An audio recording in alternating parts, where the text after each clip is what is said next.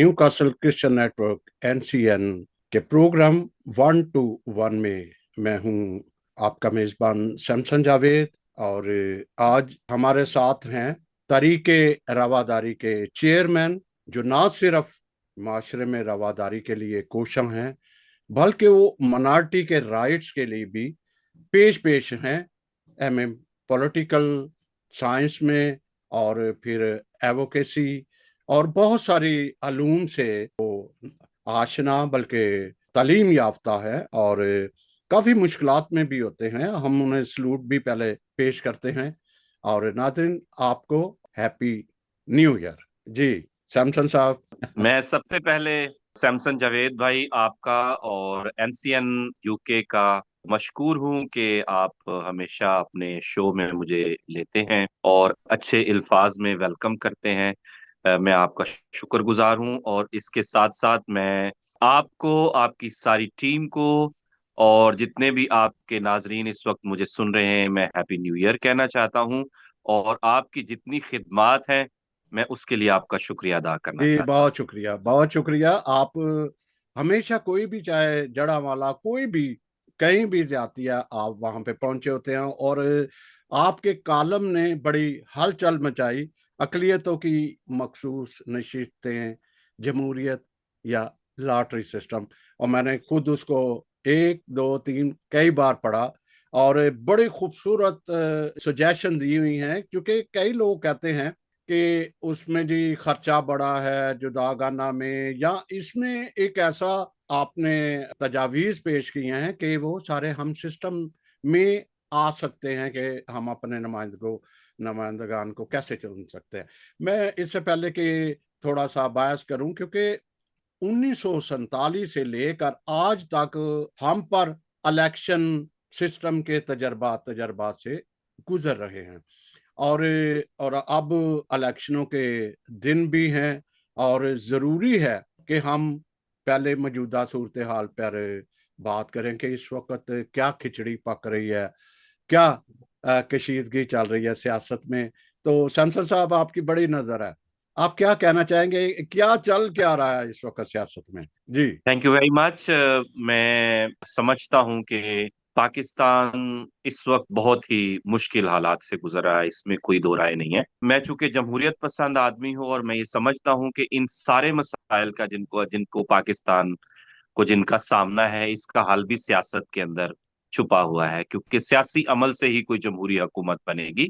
मगर सियासत इस वक्त मुकम्मल तौर पर इंतशार का शिकार है। बिलाशुबा इस सारे क्राइसिस से बाहर निकलने के लिए एक इंतखाबी अमल जरूरी है, लेकिन वो इंतखाबी अमल जो है वो एक बहुत बड़ा चैलेंज बन चुका है। एक तरफ तो अमने आमा का मसला है, दहशतगर्दी 2023 में बहुत ज्यादा बढ़ी है और अभी भी दहशतगर्दी की बेशुमार कार्रवाइयां हो रही हैं।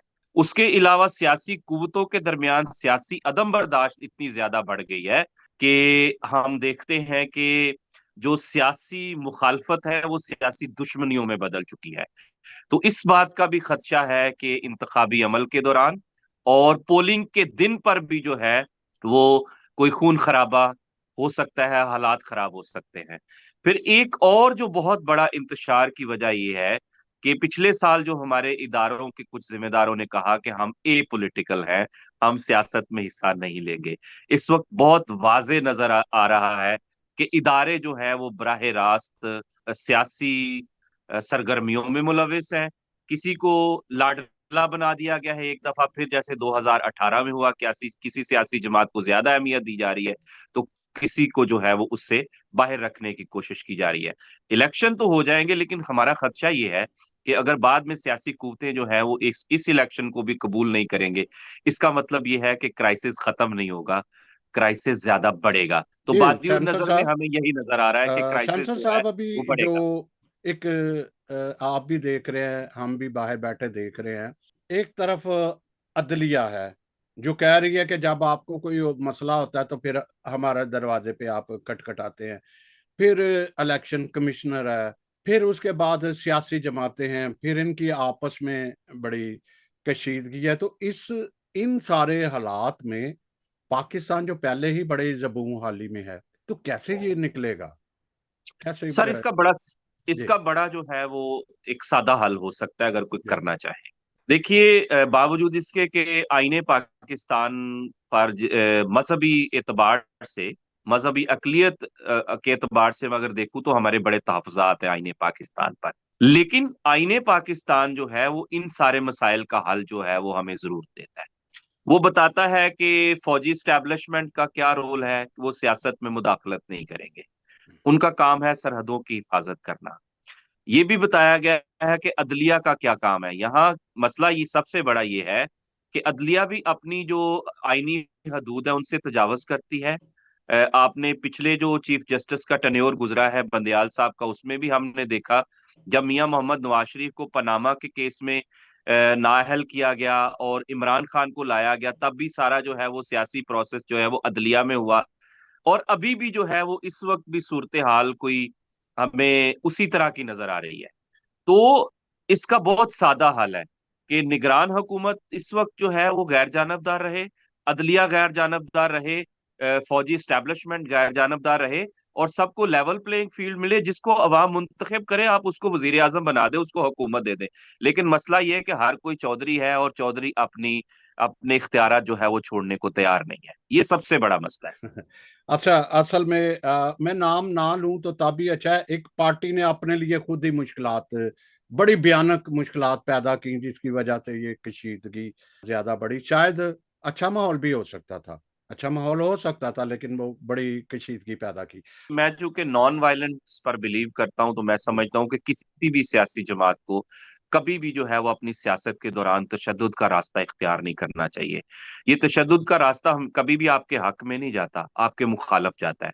और यही उस सियासी जमात का हाल है जिसका आपने जिक्र किया है। अच्छा, अभी आते हैं। चूंकि आप एक सियासत के कह लें, पॉलिटिकल साइंस के शागिर्द भी कह, अमूमन यही आता है कि मैं तालिब इल्म मैं हूँ इसका, शागिर्द हूं, सियासत मैं का। शागिर्द हूं, जी, बिल्कुल। तो मैं ये सोच आपको से पूछना चाहूंगा कि हमारी कम्युनिटी में सियासत की क्या अहमियत है, और फिर हम आगे बढ़ते हैं। जी, मैं समझता हूं कि इस वक्त जितनी सियासत में अहमियत पाकिस्तान की मजहबी अकलियतों को समझनी चाहिए, किसी और चीज की अहमियत नहीं है।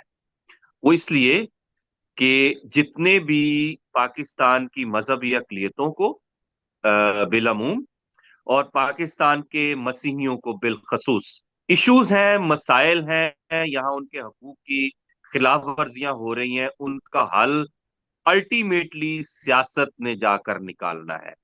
क्योंकि सियासी अमल के अंदर ही कानून साजी होनी है, सियासी अमल के अंदर ही वो कवानीन आप खत्म करा सकेंगे जो इम्तियाजी हैं, जिनकी वजह से मसाइल पैदा हो रहे हैं। वो पॉलिसीज जो सही नहीं है उनको आप सियासी अमल के जरिए ही खत्म कर सकते हैं, या जो पॉलिसीज दरकार है बनने वाली है बेहतर करने के लिए, वो भी अगर आपको बनवानी है तो वो भी सियासी अमल के जरिए ही ये सारा प्रोसेस होगा। लेकिन मैं अफसोस के साथ ये कहना चाहता हूं कि वो जहां पर हमारे मसाइल हल होने हैं वहां पर या तो हमारी नुमाइंदगी है ही नहीं, और अगर है भी तो वो लूली लंगड़ी है, वो गैर मुअस्सर है, वो इस काबिल नहीं है कि वो वहां पर पाकिस्तान की मजहबी अकलियतों के मसाइल को हल करना तो दूर की बात है। मैं तो ये समझता हूं कि वो इस काबिल भी नहीं है कि वहां उनके अपने लोगों के मसाइल को हाईलाइट कर सके, टेबल कर सके। तो मैं समझता हूँ कि इस हवाले से पाकिस्तान के मसीही खास तौर पर बहुत पीछे है। अच्छा, ये कहा तो ये जाता है कि जद्दोजहद तो बहुत काफी अरसे से जद्दोजहद की जा रही है, 2000 से ही तकरीबन, जब इसको खत्म किया गया जुदागाना को, तो एक जद्दोजहद आई कि वोट का हक दिया जाए। क्या वजह है कि कामयाब नहीं हुई? दूसरा वजह ये कहना चाह रहा हूँ, पूछना चाहूंगा, कहा यही जा रहा है कि हमारी कम्युनिटी को सियासी तरबियत की जरूरत है। जबकि आप इस पे देख लो, आप फेसबुक पे, सोशल मीडिया पे हर दूसरा बंदा लीडर है। तो हम कैसे कह सकते हैं कि इनको, हमारी आवाम को सियासी तरबियत नहीं है? थैंक यू भाई, ये बड़ा अहम सवाल आपने किया है।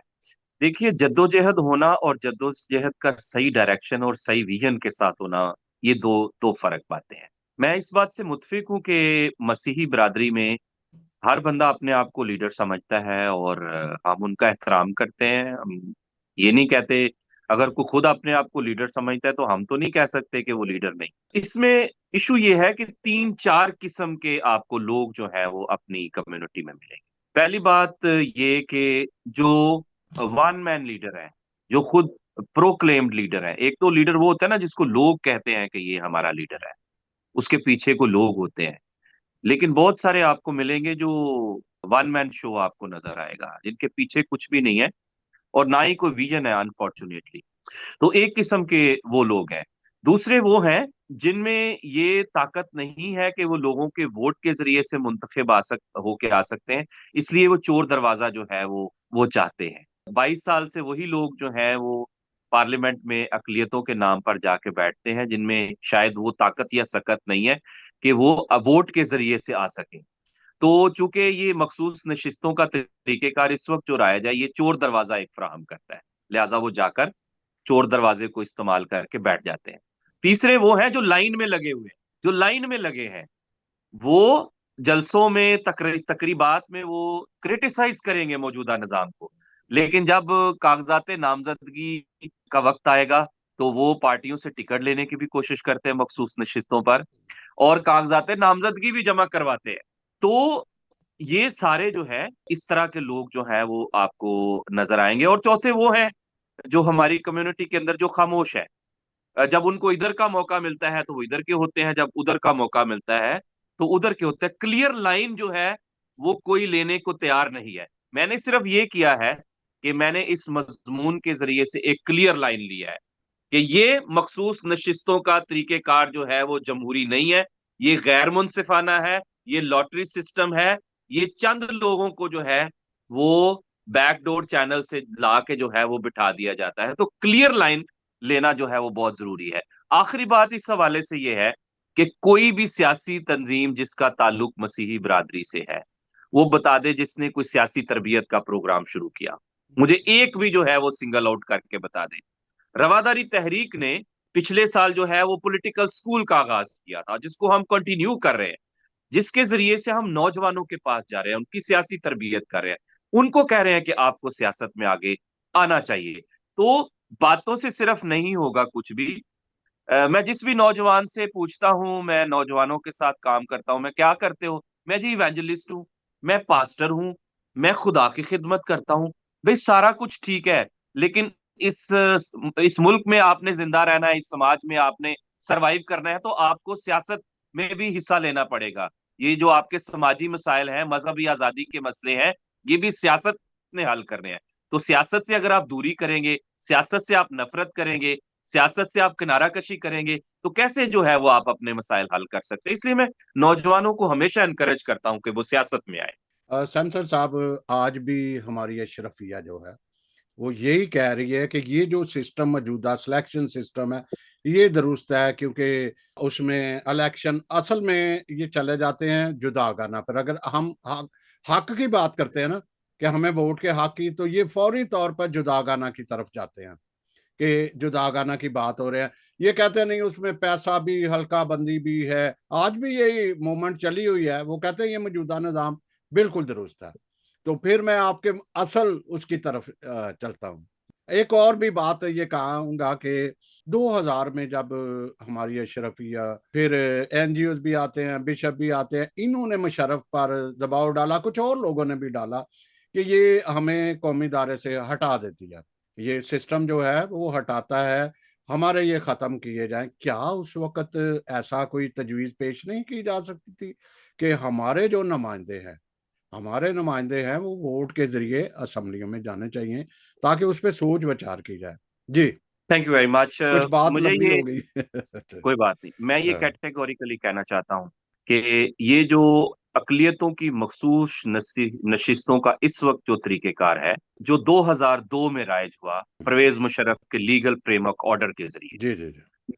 उससे पहले पाकिस्तान में कैथलिक चर्च और उससे रिलेटेड कुछ तंजीमों ने जुदागाना तर्ज इंतखाब के खात्मे का की एक मुहिम चलाई, जिसका मैं खुद भी हिस्सा रहा हूँ। सैमसन जावेद साहब, मैं खुद उसका हिस्सा रहा हूँ। और उस सारी मुहिम के दौरान किसी जगह पर यह मुतालबा नहीं था कि ये जो मौजूदा तरीकेकार है इसको लाया जाए। ये पाकिस्तान के मजहबी अकलियतों के साथ हाथ हुआ है। और मैं ये कैटेगोरिकल ये भी कहना चाहता हूं कि मैं जुदागाना तर्ज इंतखाब का हामी नहीं हूं। मैं चाहता हूं कि अकलियतों की मखसूस नशिस्तें जो है उसको उसको पुर करने में या उसके लिए भी ऐसा तरीकेकार लाया जाए कि उस पे जो है वो अकलियतों के वोटर जो है वो फैसला करे कि हमारा नुमाइंदा कौन होगा। अब मैं ये इस पे एक थोड़ी सी हम फिलोसॉफिकल बहस कर लेते हैं। फिलोसॉफिकल बहस ये है कि जमहूरियत का मतलब है अवाम की हुकूमत। बिल्कुल। यानी अवाम, अवाम मतलब वोटर, वोटर ये फैसला करेगा कि मेरा नुमाइंदा कौन होगा। अब आप मुझे बताएं कि अकलियतों की मखसूस नशिस्तों के ऊपर जो भी नुमाइंदे इलेक्ट होकर नहीं सिलेक्ट होकर जो जाते हैं, वो मुझे बताएं कि मेरा ताल्लुक अकलियत से है, मेरा वोट उन्होंने कब लिया है। पाकिस्तान के जो लाखों वोटर्स हैं जिनका ताल्लुक मजहबी अकलियत से है, वो किससे वोट लेकर आते हैं। इसलिए मैं समझता हूं कि ये तरीका सबसे पहले गैर जमहूरी है, ये जमहूरियत नहीं है।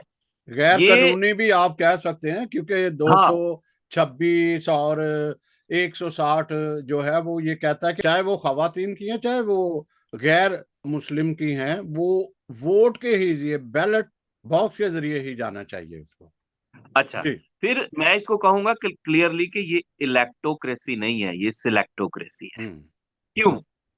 मुझे लगता है कि ये, मैंने अपने मजमून के टाइटल में भी लिखा है कि ये लॉटरी है। अब देखें, ये लॉटरी है ना, कि एक पंजाब असेंबली ने अभी जो नून लीग ने अपनी लिस्ट पंजाब असेंबली के लिए जारी की है, उसमें एक एक शख्स जो है वो चौथी मर्तबा जो है एमपीए बनेगा। ठीक है। एक एमएनए जो नून लीग का अभी जो सेनेटर है, वो मेरे ख्याल पहले जो है वो सूबाई असेंबली पे जो है वो 2 दफा मुंतखब हुआ, 2-3 मर्तबा एमएनए बन गया, फिर वो सेनेटर बन गया। ठीक है। तो ये, मैं समझता हूं कि ये गुलामी से बदतर, गुलामी और आजादी में सैमसन साहब फर्क समझने की जरूरत है। गुलामी जो है वो गुलामी उसी सूरत में होती है जब आपको फैसला करने का इख्तियार नहीं, यानी आपके लिए फैसला कोई और करता है।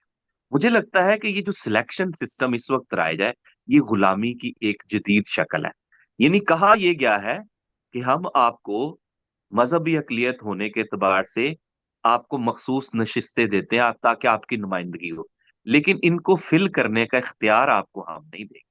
यानी आपको हम ये इख्तियार नहीं देते कि आपका नुमाइंदा कौन होगा। वो कौन फैसला करेगा सर? वो फैसला करेगी मरियम नवाज शरीफ, वो फैसला करेगा बैरिस्टर गोहर जो इस वक्त पार्टी का चेयरमैन है, वो फैसला करेगा एमक्यूएम का खालिद मकबूल, वो फैसला करेगा जमीयत उलमा इस्लाम फे का फजलुर रहमान, वो फैसला करेगा एएनपी का एमल वली खान, वो फैसला करेगा बिलावल भुट्टो जरदारी।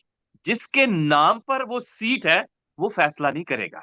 सर, ये बुनियादी सवाल है कि आपने मखसूस नशिस्तें या नुमाइंदगी देकर भी अकलियतों को गुलाम बनाकर रखा हुआ है सियासत के अंदर, कि उनके लिए फैसला आप करेंगे, तो ये ज्यादती है। अच्छा, अभी उस तरफ आते हैं कि जो आपने एक तजावीज पेश की कि किस तरह ये मुमकिन हो सकता है बगैर उनके बाद में इलेक्शन के, मतलब जैसा नॉमिनेशन आ रही है इसके इलेक्शन भी हो जुदागाना भी ना हो, इलेक्शन भी हो, वो आप कैसे तजवीज दे रहे हैं कि किस तरह से मुमकिन है कि हमारे इलेक्ट होकर असेंबली में जाएं? देखिए भाई, मैंने पहले ये कहा है कि हम नहीं चाहते कि जो पहले 2002 से पहले तरीकेकार राइज था अकलियतों की नशिस्तों को पुर करने का, हम्म। वो हूबहू वापस आए। उसमें नुकसान ये था कि पहली बात तो ये कि मजहब की बुनियाद पर जो डिवीजन थी पाकिस्तानी हम्म। समाज के अंदर वो बढ़ रही थी। दूसरा, हल्का पूरा पाकिस्तान था, उस वजह से जो है वो इलेक्शन इतना महंगा था कि ये अकलियतों के हक में नहीं था। इसलिए मैं समझता हूँ, पहली बात तो ये, क्योंकि मुझ पर ये इल्जाम लगता है कि मैं, लोग कहते हैं जी मैं जुदागाना तर्ज इंतखाब का हामी हूं, मैं नहीं हूँ। मेरी जो तजावीज हैं वो मखलूत इंतखाबात के अंदर रहकर कोई ऐसा मुनसिफाना निजाम लाना है जिसके जरिए से अकलियतों के लोग फैसला करें कि हमारे नुमाइंदे कौन होंगे। जो सबसे पहला काम करना पड़ेगा इस रियासत को, और उसमें सियासी जमातें जो हैं उनको रोल अदा करना पड़ेगा। और अनफॉर्चुनेटली मैं ये कहूंगा कि सियासी जमातें जो हैं वो भी इसमें इंटरेस्टेड नहीं है इतना, क्योंकि सियासी जमातें अगर ये वाला निजाम खत्म करेंगी तो उनके पास जो पिक एंड चूज का ऑप्शन है वो खत्म हो जाएगी। अब तो वो जिसको चाहते हैं अपनी मर्जी से ले जाते हैं ना, जो उनकी मर्जी के मुताबिक चलेगा। अगर मैं पपेट का लफ्ज इस्तेमाल करूं तो उम्मीद है कि कोई गुस्सा नहीं करेगा कि सियासी जमातें भी पपेट चाहती हैं।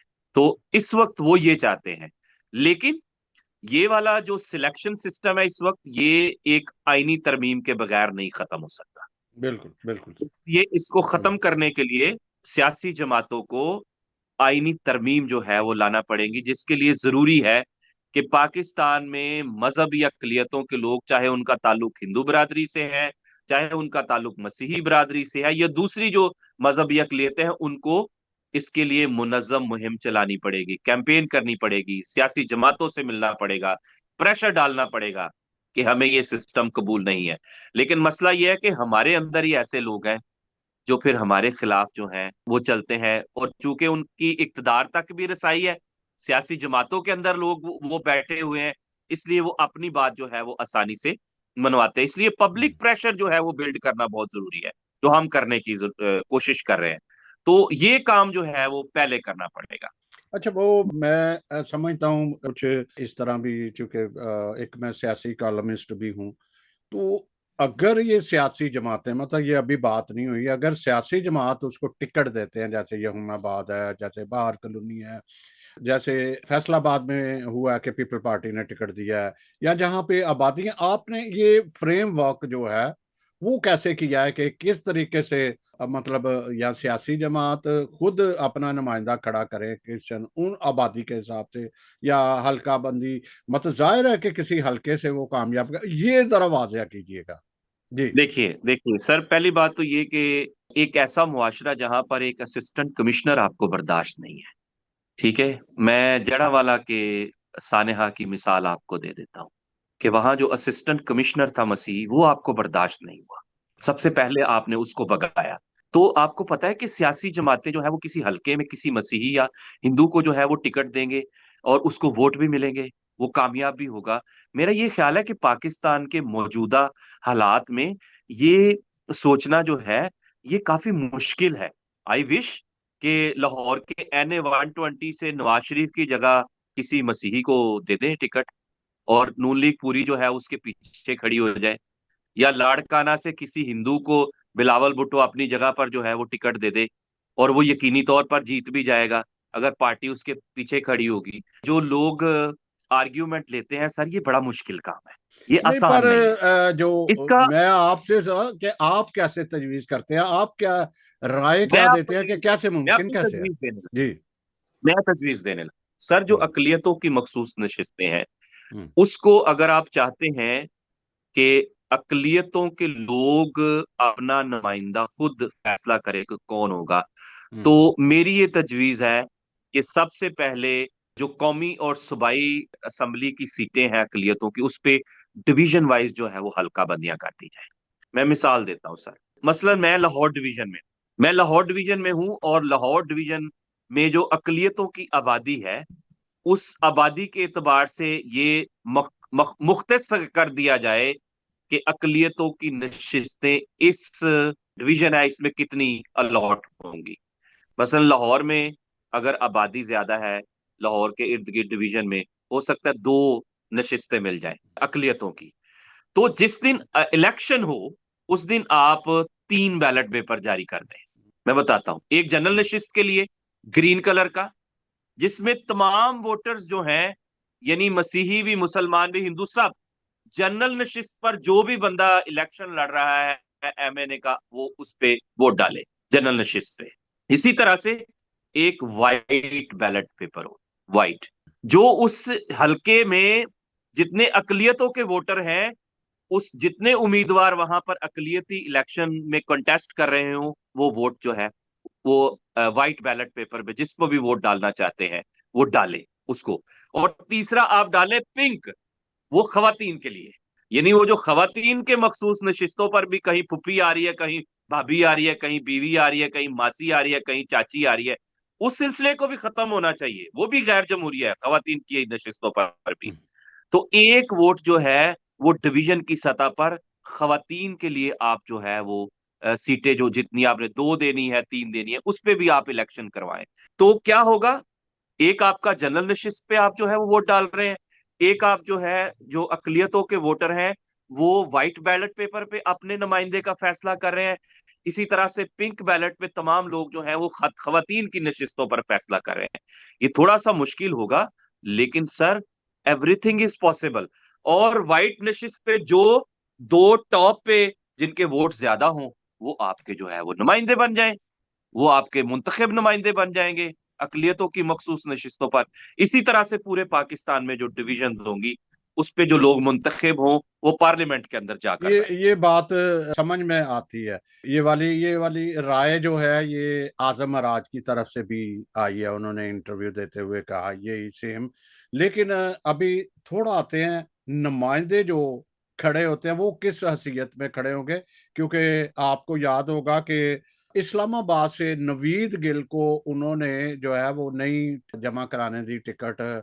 उसके दूसरे तो हुए, उसके साथ क्यों ऐसा वाकया हुआ कि इलेक्शन कमिश्नर ने कहा कि आप अक़लियती जब आपकी मखसूस नशिस्तें हैं तो आप क्यों, वो किस हैसियत में आएंगे, आज़ाद हैसियत में आएंगे या किस हैसियत में वो नुमाइंदे खड़े होंगे? सर देखिए, इस पे स्कीम दोनों तरह की हो सकती है। हम्म। जैसे हम्म। जनरल नशिस्त पे कौमी असेंबली या सूबाई असेंबली के इलेक्शन में हम्म। आप किसी पार्टी की तरफ से भी खड़े हो सकते हैं, आप आज़ाद भी खड़े हो सकते हैं। तो अगर अक़लियतों की मखसूस नशिस्त पे भी अगर कोई किसी पार्टी की तरफ से इलेक्शन लड़ना चाहता है, उसकी भी इजाज़त होनी चाहिए। अगर कोई आज़ाद हैसियत में लड़ना चाहता है, तो उसकी भी जो है वो इजाज़त होनी चाहिए। इसमें तो मेरी कोई दो राय नहीं है। और जो आप बता रहे हैं इस्लामाबाद में अगर इस तरह से हुआ है तो मैं इसकी भरपूर मज़म्मत करता हूँ, क्योंकि अक़लियती वोटर को भी हक हासिल है इस वक़्त के निज़ाम के मुताबिक कि वो जनरल नशिस्त पर भी अपने कागज़ाती नामज़दगी जमा करवा सकता है और इलेक्शन लड़ सकता है। अगर किसी जगह पर ऐसा हुआ है तो ये गैर कानूनी है, ये गैर आईनी है, ये नहीं होना चाहिए था। बिल्कुल, बिल्कुल। आगे आगे और भी तजावीज़ आई हैं आपकी हट के, उसने आपने बड़ी वाज़िह तौर पे अलग-अलग उसको एक हेडलाइन दे के तजावीज़ दी हैं कि इस तरीके से हम ये कर सकते हैं। एक तो असेंबली में ही ज़ाहिर है कि तरमीम के ज़रिए इस तरह आइन आएगा। अब असेंबलियों में तो प्रॉब्लम ये भी है कि वो तो जुदागाना जुदागाना ही मतलब वो कुछ सिस्टम चाहते नहीं हैं। वो सिलेक्शन ही की कहते हैं कि ये ठीक है, ये प्रैक्टिस ठीक है। जैसे शनीला रूत ने भी, या उसके कहते हैं कि उसके आयन में आगे लिख दिया हुआ है कि ये मौजूदा सिस्टम जो है वो ठीक है। अब ये कैसे होगा? आगे जाके कैसे होगा? वो कौन तरमीम में पेश पेश होगा? आप बात करें कि महेश कुमार ने पिछले साल जमा कराई थी, एक बिल जमा कराया था जिसमें वो स्टैंडिंग कमेटी में चला गया था, राइट के इसी किस्म की तजावीज़ आई थी, लेकिन वो गया, हुकूमत गई और निगरान हुकूमत आई फिर नहीं है। वो उसमें कैसे मुमकिन है? जी। मेरा ख़्याल है कि ये सिर्फ़ ज़िम्मेदारी जो है वो उन लोगों की नहीं है जिनका ताल्लुक अक़लियतों से है। ये हमें सियासी जमातों के साथ बड़े कैनवस पर जो है वो बात करनी चाहिए। इस तरह से कोई प्राइवेट बिल जो है वो कोई अक़लियती रुकन जो है वो पेश भी कर देगा तो ना तो उसकी पज़ीराई होगी और ना ही वो कभी जो है वो पास होगा। मेरा ख़्याल है कि 2-3 जो बड़ी सियासी जमातें हैं उनके साथ हमें बात करनी पड़ेगी, उनकी लीडरशिप से हमें मिलना पड़ेगा, उनके साथ लॉबिंग करनी पड़ेगी, जिनमें ख़ास तौर पर पाकिस्तान पीपल्स पार्टी, अवामी नेशनल पार्टी, पाकिस्तान मुस्लिम लीग नवाज़ और मुत्तहिदा कौमी मूवमेंट, ये 4-5 जमातें अगर हमारे साथ किसी न किसी तौर पर इस बात पे एग्री होती हैं कि ये जो इस वक़्त प्रोपोर्शनल रिप्रेजेंटेशन का सिस्टम है अक़लियतों की मखसूस नशिस्तों के हवाले से ये सही नहीं है, ये गलत है। तब तक ये होना जो है वो ख़ासा मुश्किल काम है। हाँ, एक चीज़ जो है वो अगर जो इस वक़्त अक़लियतों की मखसूस नशिस्तों पर जो लोग बैठे रहे हैं असेंबली में या आइंदा आएँगे, वो अगर ये एजेंडा लेकर चलते हैं, अगर उनको थोड़ा-सा अपने लोगों का एहसास हो, अपनी कौम का एहसास हो कि ये वाला निज़ाम एक इंडिविजुअल के लिए तो फ़ायदा दे सकता है, उसके ख़ानदान को तो फ़ायदा देगा, उसके रिश्तेदारों को कोई फ़ायदा देगा, लेकिन कम्युनिटी को ओवरऑल कोई फ़ायदा नहीं दे सकता। तो अगर वो ये थोड़ा-सा एहसास करें और वो खुद आगे आएँ अच्छा बात सुने, जब वो ये सीट उनकी छूट जाती है ना, तो फिर कहते हैं कि ये निजाम सही नहीं बिल्कुल है। बिल्कुल आपको एक मजे की ऐसा बात ही है। बताता हूँ। जी जी। जब उनकी सीट चली जाती है ना, मेरे साथ हम्म पर्सनली बात करते हैं, हम्म ठीक है, जब सीट चली जाती है तो कहते हैं कि ये निजाम सही नहीं है। हम्म लेकिन जब वो सीट पर होते हैं ना, फिर नहीं कहते, क्योंकि सीट पर आपको पता है उनको कुछ ना कुछ फायदे हासिल हो रहे होते हैं, तनख्वाह मिल रही होती है, इक्तदार मिला होता है, इक्तदार इंजॉय करते हैं, तब तक वो सही होता है। जब सीट जो है वो चली जाती है, फिर कहते हैं अकलियतों की सूरत हाल बड़ी खराब है। जब ये इक्तदार में बैठे होते हैं, कहते हैं अकलियतें जन्नत में है। तो ये इनका दौरा में आ रहा है, ठीक है। इनको थोड़ा बिल्कुल है। कम्युनिटी का एहसास करना चाहिए। जी मैं यही कहता हूँ, ऑलरेडी अगर आप किसी भी सियासी जमात के साथ वाबस्ता भी हो तो अपने जो तशख्खुस, कौमी तशख्खुस है, मसीही तशख्खुस है, वो नहीं आपका जाना चाहिए, वो कम से कम उस पर स्टैंड लेना चाहिए। अब एक और सवाल है कि काफ़ी जद्दोजहद, बार बार मुझे आजम मराज याद आते हैं कि उन्होंने दोहरे वोट की मूवमेंट काफ़ी अरसा से शुरू की हुई है। तो वो तजवीज़ आप कहाँ तक उसके दोहरे वोट के आते हैं कि हमें दोहरे वोट का हक दिया जाए, क्योंकि एक बहुत अरसा पहले हामिद नासर चट्ठा बेनज़ीर थी, बेनज़ीर हामी तो थी, लेकिन वहाँ बात हुई कि असी किवें साइयां नूं 2 वोट दे दिए, साढ़े को तो 1 वोट है। बात सुने सैमसन भाई, अगर दोहरा वोट मिल जाए हाँ पाकिस्तान की मजहबी अकलियतों को, तो इसमें हर्ज कोई नहीं है। हाँ जो ये लोग हम्म, कहते हैं कि जी असी तानू दोहरा वोट किवें दे दिए, तो मैं उनको सिर्फ ये कहना चाहता हूँ कि हम्म, 75 साल आपने हमारे हक खाए हैं, ठीक है। हम्म, आपने हमारे हकूक नहीं दिए। हम्म, एक शहरी होने के नाते आपने हमें कमतर रखा है, आपने हमारे हक छीने हैं। अगर अगर अभी दोहरा वोट दे देंगे तो कोई आपके पेट में मरोड़ नहीं उठेंगे, आपको बदहज़मी होगी, हम्म, इसमें कोई हर्ज नहीं। लेकिन जो मैं हमेशा कहता हूँ कि ये अ, अब इसको काबिले अमल इस स्कीम को कैसे बनाना है, मैं जो जो कह रहा हूँ, या हम्म, जो आजम मराज साहब कह रहे हैं, इसमें हम कह क्या रहे हैं? हम कह तो यही रहे हैं ना कि लोगों को फैसला करने दो कि हमारा नुमाइंदा कौन-सा है। हम्म, अब उसमें अगर आप दोहरा वोट देना चाहते हैं, दोहरा दे दें, या अगर आप इवन मैं तो कहता हूँ कि विद इन जॉइंट इलेक्टोरेट भी जो है वो आप इस किस्म की कोई स्कीम ला सकते हैं, जिसके ज़रिए से अक़लियतों को उनके नुमाइंदे मुंतखब करने का हक मिल सकता है। अब ये सैमसन भाई आगे टेक्निकैलिटीज़ हैं, और ये टेक्निकल लोगों का काम है कि वो बैठ के डिसाइड कर लें कि किस तरीके से हमने ये सारा कुछ जो है वो करना है। तो अगर दोहरा वोट मिल जाए तो इससे तो बड़ी खुशी की कोई बात नहीं है। मैं तो इसके हक में हूँ, मुझे तो कोई इस पे मसला नहीं है। और एक जी, बात, हमसे बेहतर अगर कोई स्कीम लेकर आ सकता है, जो हम्म, मैंने तजवीज़ किया या आज़म राज साहब ने तजवीज़ दी है, हम्म, अगर हमसे बेहतर कोई आप तरीक़ेकार लाना चाहते हैं जिससे लोग हमारे लोगों को एक तो वोट का हक मिले, दूसरा जो है उनके हकूक की बात हो असेंबली में, तो हमें इससे कोई मसला नहीं है। हमारा अल्टीमेटली गोल क्या है कि हमारे लोगों की बात सुनी जानी चाहिए। बिल्कुल बिल्कुल बिल्कुल। अच्छा, मैं थिंक टैंक अक्सर बात होती है, हमारे पास कोई सियासी थिंक टैंक ऐसे नहीं है जिनकी बराह रास्त अप्रोच गवर्नमेंट तक हो, असम्बलियों तक हो। हमें हमारे बिशप तो नजर आते हैं, जाके मिलते हैं चीफ आर्मी स्टाफ या दूसरे चीफ ऑफ सुप्रीम कोर्ट को भी बुलाते हैं, उनसे भी बात होते हैं। क्या सियासी थिंक टैंक ऐसे नहीं है जो तजावीज दे के इस तरफ लाया जाए? काफी अरसे से हम हमारी कौम बस रुल रही है, कह लो। पहली बात तो ये कि मैं सैमसन भाई, थियोक्रेटिक फोर्सेस, चाहे वो उनका ताल्लुक किसी भी मजहब से है, जो मजहबी पेशवा, चाहे वो हमारे मुसलमान बहन भाइयों के हैं, मसीहियों या हिंदुओं के, मैं समझता हूँ कि उनकी सियासत में मुदाखलत नहीं होनी चाहिए। हम्म, मेरा तजर्बा ये है कि जब भी वो मिलते हैं इक्तदार में बैठे लोगों को, वो अपने कामों के लिए मिलते हैं, वो लोगों के लिए थोड़ी मिलते हैं। वो अवाम के मसाइल के लिए थोड़ी मिलते हैं, वो तो अपने मसले मसाइल हल करवाने के लिए मिलते हैं। तो इस पे मेरा बड़ा जो है वो बड़ा क्लियर मौकफ है, और मेरे पास इन चीजों के सबूत भी हैं कि वो जब मिलते हैं चीफ ऑफ आर्मी स्टाफ को, वजीर आजम को, गवर्नर को या सदर को, तो वो क्या बातें करते हैं, अपनी कोई बात करते हैं या उनकी बातें सुन के वापस आ जाते हैं। तो इस पे हमारी बड़ी रिजर्वेशन है। शमशेर साहब, रही एक बात जो है शेयर वो, करता हूँ आपसे। एक वाकया हुआ, बड़े बिशप साहब, नामी गिरामी बिशप साहब हैं, अब वो रिटायर भी हो गया। जब उन्हें मैंने कहा कि किस तरह हम आम आदमी और सियासत और मजहब को ला सकते हैं, तो उन्होंने कहा नहीं, और बेटा मैं तो ਹੁਣ रिटायर हो गया, ਹੁਣ ਸਾਡਾ ਕਿਹੜਾ। ਤੇ मैं क्या सारे तो पहला तो तुसी जदों ਮੁਲਾਕਾਤਾਂ ਦਾ ਟਾਈਮ ਹੁੰਦਾ ਜਦੋਂ ਫੰਡ ਦੇਣ ਦਾ ਆਉਂਦਾ ਤੇ ਸਾਰਿਆਂ ਤੋਂ ਸਾਹਮਣੇ ਤੇ ਤੁਸੀਂ बैठे ਹੁੰਦੇ हो। कैसे कैसे मुमकिन कैसे होगा। जो थिंक टैंक वाली हाँ बात जी, है हाँ जी, हाँ जी। वो रह गई है, मैं उस पर बात करना चाहता हूँ। इस वक्त जो सबसे ज्यादा जरूरी चीज है ना, खास तौर पर पाकिस्तान के मसीहियों के लिए, वो यही है। मैं आपके प्रोग्राम की वसातत से जितने लोग जो अपने आप को सियासी रहनुमा समझते हैं या हैं जिनका ताल्लुक किसी भी छोटी या बड़ी सियासी जमात से है, मैं उन सबको ऑफर करना चाहता हूँ कि अगर आप मुनासिब समझें तो मैं एक इजलास जो है वो बुलाने को तैयार हूं, आप सबको इकट्ठा करने करने को तैयार हूं।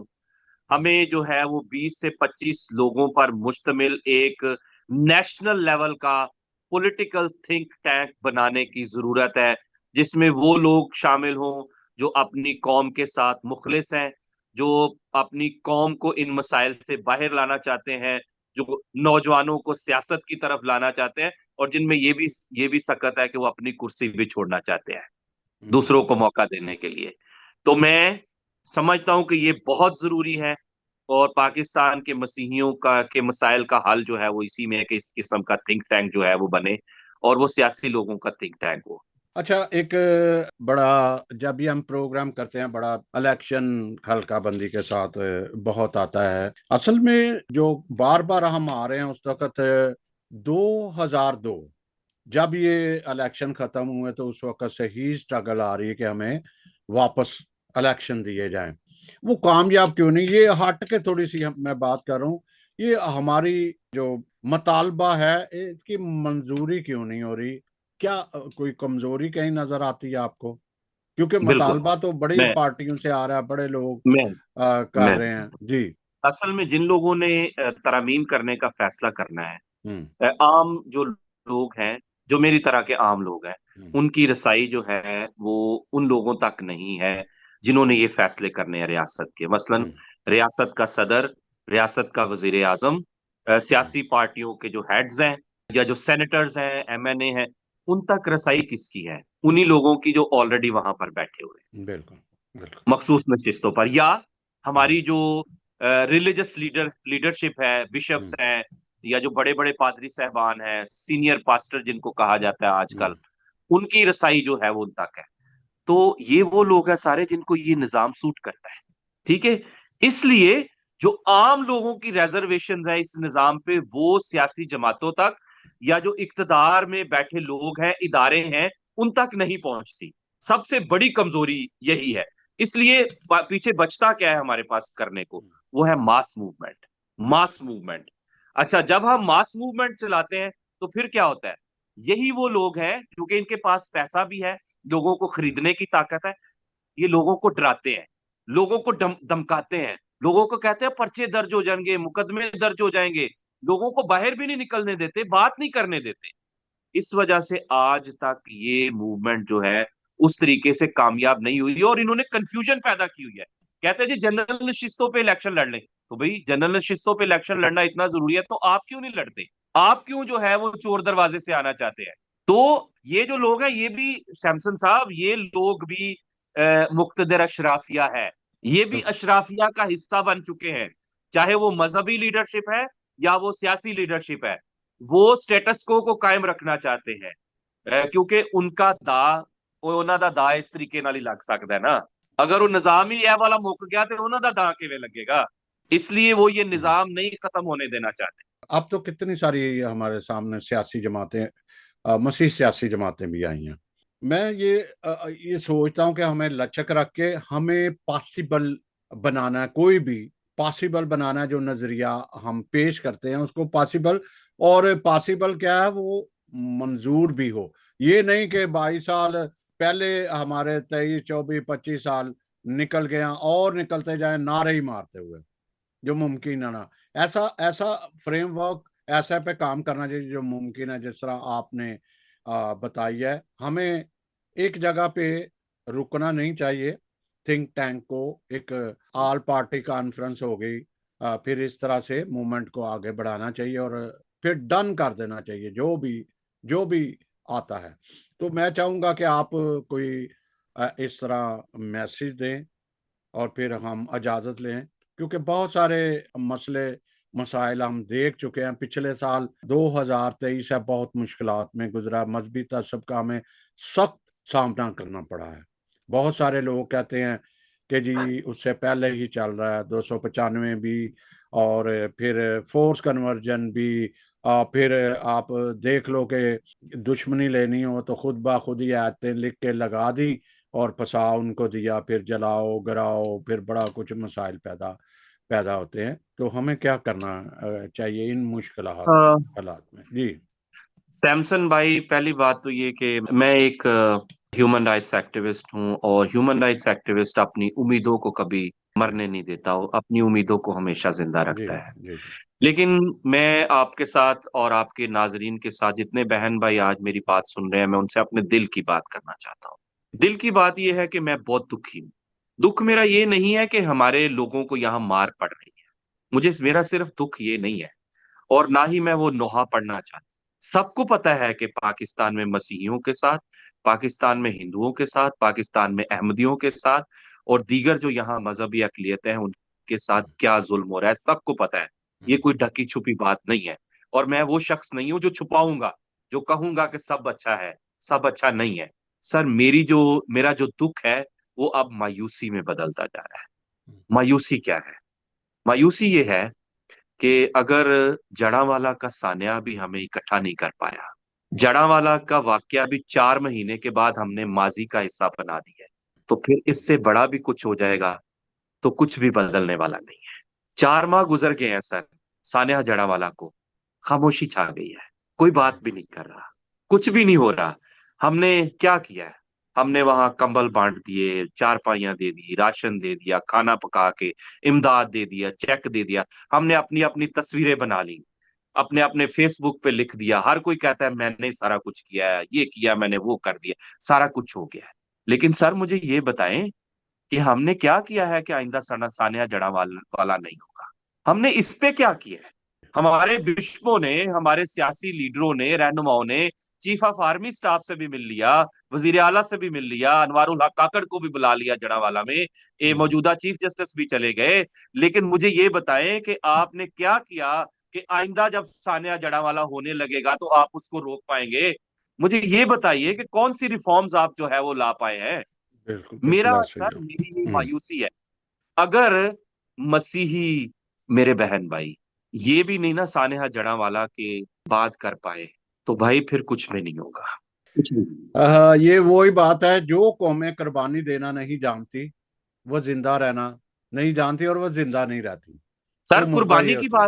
जी। कुर्बानी की बात, जी। यहां पर बाकायदा लोग जो है वो रियासत के उस एजेंडे का आलाकार बने हैं, जिन्होंने इस सारे मामले को डाइल्यूट किया है, बजाय इसके कि वो इंसाफ के लिए और आइंदा इस तरह के वाकयात को रोकने के लिए कोई पॉलिसी लेकर आते, बनवाते। वो रियासत के इदारों के साथ खड़े हुए हैं सानेहा जड़ावाला के असरात को डाइल्यूट करने के लिए। मैं बड़े अफसोस के साथ भी कहूंगा कि इतने लोग जड़ावाला के लिए नहीं खड़े हुए जितने पीटीआई के साथ अपनी कम्युनिटी वाले खड़े हैं। जी, ये हो गया वो हो गया, आज भी इतना जड़ावाला से बढ़कर और हमारे साथ क्या ज्यादती होगी? सैमसन साहब, आप मुझे बताइए, ये इस वक्त बलोच मिसिंग पर्सन्स का एक हाँ जी, धरना, मैं यही जो बात करना चाह रहा था जो सैमसन साहब। जो वो जो क्वेटा से शुरू जी। हुआ, लोग इतना लंबा सफर करके, हम्म। नौजवान लड़कियां, बूढ़े लोग, बच्चे वहां पर बैठे हुए हैं। आप में तो इतनी हिम्मत नहीं हुई कि 1,000 बंदा आप बाहर निकाल लें। इतने हम्म। बड़े बड़े लीडर बनने के दावे आप करते हैं। और देख लें। लाहौर में सानिया हाँ जड़ावाला जी। के अगले दिन हमने जो एहतजाज का ऐलान किया था, उसमें 500 बंदा नहीं आया था। लाहौर में 5,000 चर्च हैं। एक एक हम्म। बंदा बाहर निकलता तो 5,000 बंदा लाहौर के मॉल रोड पर इकट्ठा होता। बिल्कुल ऐसा ही है। आप सुप्रीम कोर्ट में बहस देख लें, वो जबरी अगवा की और धरना की और फिर लब बैक वाले उस पे समझौते, कैसी जबरदस्त गुफ्तगू हो रही है। क्या हमारे वकला या हमारे कोई ऐसी स्ट्रॉन्ग नहीं? वैसे तो हमारे वकला ने बड़ी कोशिश की, लेकिन उन्होंने जेटीआई नहीं बनने दी, या उन्होंने कहा ठीक है हमने बहुत हम मदद कर दी, घर बना सर, दिया। हम में ताकत नहीं है, देखिए हमें ये हाँ जी। बनवाने की हिम्मत नहीं है। जी। मुझे ये बताइए कि इस मुल्क के बिशप जो है वो 4 दिन के लाहौर के मॉल रोड पे आके बैठ जाते हैं कि जेआईटी बनेगी तो हम यहां से उठेंगे। बिल्कुल। यहाँ जो एमएनए एमपीए है वो आके बैठ जाते मॉल रोड पे, ठीक है, कि ये जेआईटी बनेगी सानेहा जड़ावाला पे तो हम उठेंगे। वो तो 2 घंटे जो है वो बाहर निकलने को तैयार नहीं है। वो ये प्रेफर करते हैं कि वजीर आजम के साथ, वजीर आला के साथ, चीफ ऑफ आर्मी के साथ हमारी तस्वीर बन जाए। वो ये प्रेफर करते हैं। मैं हाथ अच्छा जोड़ जी। के कहता हूं कि अगर मसीहियों को सानेहा जड़ावाला भी इकट्ठा नहीं कर पाया, अगर सान्या जड़ा वाला भी आपको 4,000 वोल्टेज का करंट नहीं दे पाया कि आप उठ जाएं, आप जाग जाएं, आपके लोगों की शनाख्त यहां खतरे में है, आपके लोगों का वजूद यहां पर खतरे में है। सान्या जड़ा वाला के बाद भी दर्जनों वाकयात हुए जहां बस्तियां खाली कराई गई। क्या किया आपने? तो मेरा दिल बहुत दुखी है, ठीक ये है। तो ये तो और है। मैं इन लीडरों से, मुझे कोई गिला नहीं है, मुझे अवाम से गिला है, अपने लोगों से गिला है, जो इनको बुलाते हैं, इनके गले में हाथ डालते हैं, इनके आगे नाचते हैं, इनके लिए ढोल बजाते हैं, इनकी तारीफें करते हैं। लोगों को अपने कान और आंखें जो है वो खुली रखनी पड़ेंगी। देखना पड़ेगा कि कौन आपके साथ मुखलिस है और कौन नहीं है। इनसे सवाल करने पड़ेंगे आपको। मैं बड़े अफसोस के साथ भी कहूंगा कि कई लोग मुझे अब बुनियाद परस्त कहना शुरू कर दिया है लोगों ने, कि मैं अपनी कम्युनिटी के लिए खड़ा हूं, मैंने सारे ताल्लुकात कहीं और छोड़ दिए हुए हैं। इसी वजह से कि हमारी कम्युनिटी कब जो है वो एक जिंदा होगी, कब ये तो लेट डाउन, लेग पुलिंग के पीछे पड़े हुए हैं, एक दूसरे को गिराने के चक्कर में। इस ऐसी हालत में हम अपने काज कैसे पूरे करेंगे, कैसे मकसद पूरे करेंगे? आप कुछ कहना चाहें तो कहिएगा, अदरवाइज हम इजाजत लेते हैं और नाजरीन पे छोड़ते हैं कि वो जरूर सोचें इस सारी बात पे। जी। मैं समझता हूं कि पाकिस्तान के मसीही, हिंदू, अहमदी, दीगर मजहबी अकलियतों के लोग या बाकी कौमों के मजलूम लोग, चाहे वो खवातीन हैं, वो हमारे बलोच बहन भाई हैं, वो हमारे सिंधी बहन भाई हैं, वो जो दहशतगर्दी का शिकार है, वो सब मजलूम है। अगर मजलूमों के साथ खड़े होने पर कोई मुझे कोई भी तमगा देता है तो मुझे वो तमगा लेने को तैयार है, मैं तैयार हूं उसके लिए। पाकिस्तान के मसीहियों पर पै दर पै हमले हुए हैं, उनके साथ हर रोज हर जगह पर मजहब की बुनियाद पर इम्तियाजी सलूक होता है, उनके साथ तासुब रवा रखा जाता है। और ये भी सच है कि रियासत और रियासत के जिम्मेदार इस सारे मामले पर पर्दा डालने की कोशिश करते हैं, पर्दा डालते हैं। लेकिन अगर उस पर्दे को मैंने बेनकाब नहीं करना तो फिर मैं किस चीज का ह्यूमन राइट्स डिफेंडर हूं? मैं किस चीज का जो है वो अपने आप को लीडर समझता हूं? अगर मैं, मुझ में ये जुर्रत नहीं है कि मैं हक और सच की बात कर सकूं, तो मैं हाथ जोड़ के वो तमाम लोग जो अपने आप को लीडर समझते हैं, जो लीडर हैं, चाहे वो सियासी हैं, समाजी हैं, मजहबी हैं, मैं उनसे कहना चाहता हूं कि अभी नहीं तो कभी नहीं। अगर आपको मौला ने ये हिम्मत दिया है, आपको ये रुतबा दिया है कि आप लोगों के लिए कुछ कर सकें, तो आपको फिर अपनी जिम्मेदारी जो है वो पूरी जिम्मेदारी से अदा करनी चाहिए। और अवाम को मैं सिर्फ ये कहना चाहता हूँ, बेवकूफ बनना छੱਡ ਦਿਓ। ਇੱਕ ਵਾਰੀ ਦਾ ਬਿਰਿਆਨੀ ਦਾ ਡੱਬਾ ਤੇ ਇੱਕ ਵਾਰੀ ਜਿਹੜਾ ਤੁਸੀਂ ਰਾਸ਼ਨ ਦਾ ਤੋੜਾ ਲਵੋਗੇ ਜਾਂ 10,000 ਦਾ ਚੈੱਕ ਤੁਸੀਂ ਲਵੋਗੇ, ਉਹ ਕਿੰਨੀ ਦੇਰ ਤੁਹਾਡੇ ਨਾਲ ਚੱਲੇਗਾ? ਇਹ ਛੱਡ ਦਿਓ। ਇਹਨਾਂ ਲੋਕਾਂ ਕੋਲ ਆਪਣਾ, ਇਹਨਾਂ ਲੋਕਾਂ ਦੇ ਸਾਹਮਣੇ ਆਪਣਾ ਸਵਾਲ ਰੱਖੋ। ਇਹਨਾਂ ਨੂੰ ਪੁੱਛੋ ਕਿ ਤੁਸੀਂ ਸਾਡੇ ਵਾਸਤੇ ਕੀ ਕਰੋਗੇ ਤੇ ਕੀ ਕਰਦੇ ਪਏ ਹੋ। जब तक हम सवाल नहीं उठाएंगे तब तक जो है वो कुछ नहीं होगा। और मजलूम कौमों के लिए आखिरी जुमला बोल रहा हूँ सैमसन साहब, मजलूमों के लिए पास एक ही ऑप्शन है कि वो इकट्ठे हो जाए। बिल्कुल। मैं इन अल्फाज के साथ आज प्रोग्राम का इख्तिताम करूंगा। सोचने की बात है कि बिशप जॉन जोसेफ शहीद को, मेरा सलूट उनको, मेरा जी, सलूट उनको। आसमा जहांगीर ने कहा कि आप कौन सी कौम के लीडर हैं? आपके पीछे देखो तो पीछे कोई नहीं है, आगे देखो तो आगे कोई नहीं नजर आता। तो नाजरीन और तमाम मसीहों के लिए गुजारिश है कि ये बात सच ना होने दें।